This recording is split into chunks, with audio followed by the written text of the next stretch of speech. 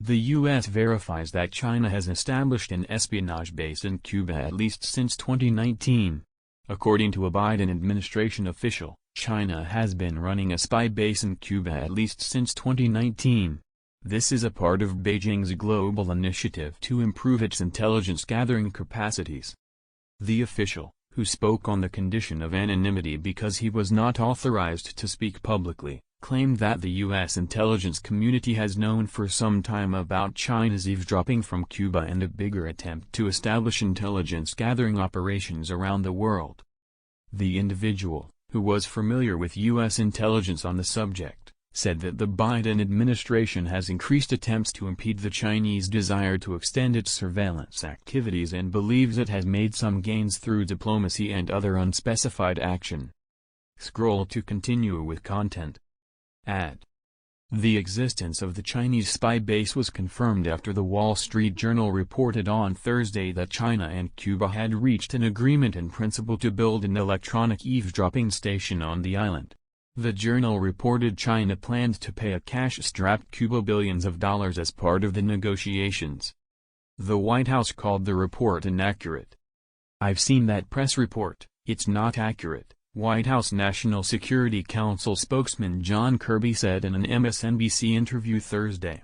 "What I can tell you is that we have been concerned since day one of this administration about China's influence activities around the world, certainly in this hemisphere and in this region. We're watching this very, very closely."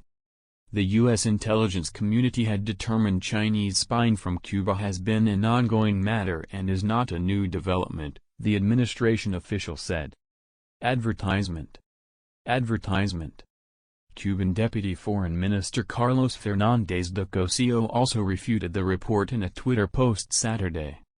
The slanderous speculation continues, evidently promoted by certain media to cause harm and alarm without observing minimum patterns of communication and without providing data or evidence to support what they disseminate, he wrote.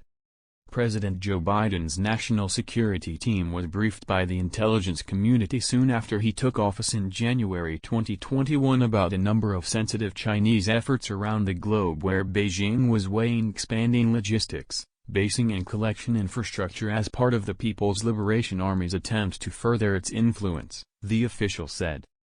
Chinese officials looked at sites spanning the Atlantic Ocean, Latin America, the Middle East, Central Asia, Africa and the Indo-Pacific.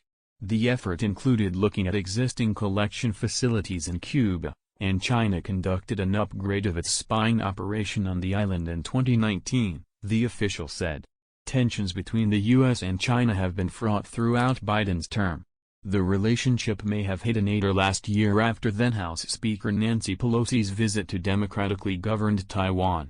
That visit, the first by a sitting House Speaker since Newt Gingrich in 1997, led China, which claims the island as its territory, to launch military exercises around Taiwan.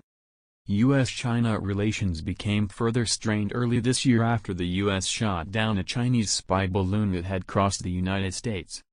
Beijing also was angered by Taiwan President Tsai Ing-wen's stopover in the U.S. last month that included an encounter with House Speaker Kevin McCarthy.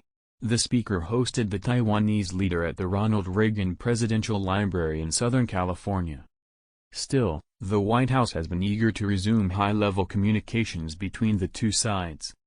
Secretary of State Antony Blinken is planning to travel to China next week, a trip that was cancelled as the balloon was flying over the U.S. Blinken expects to be in Beijing on June 18 for meetings with senior Chinese officials, according to U.S. officials, who spoke Friday on condition of anonymity because neither the State Department nor the Chinese Foreign Ministry has yet confirmed the trip. CIA Director William Burns met in Beijing with his counterpart last month. White House National Security Advisor Jake Sullivan met with his Chinese counterpart in Vienna over 2 days in May and made clear that the administration wanted to improve high-level communications with the Chinese side. Defense Secretary Lloyd Austin recently spoke briefly with Li Shangfu, China's Minister of National Defense, at the opening dinner of a security forum in Singapore. China had earlier rejected Austin's request for a meeting on the sidelines of the forum.